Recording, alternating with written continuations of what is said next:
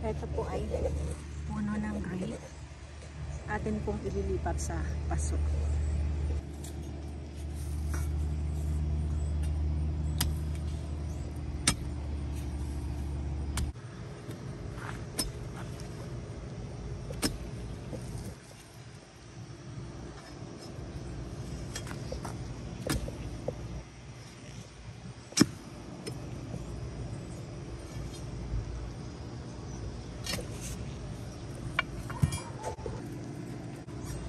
Umangat na po ang kanyang mga ugat.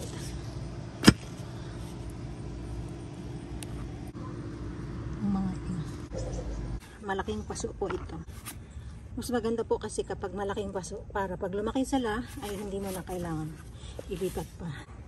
Tatabunan na po natin ng lupa. Po, nalagyan na ng lupa. Isiksik lang po natin.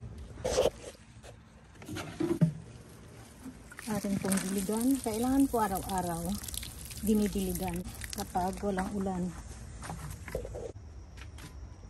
After 25 days na mailipat sa paso, ito na po siya, hindi nalagas ang kanyang mga dahon. At ito pa po, grape din ito, nilipat ko dito sa paso dahil masikip na po doon sa kanilang kinalalagyan. Maraming salamat po. Bye!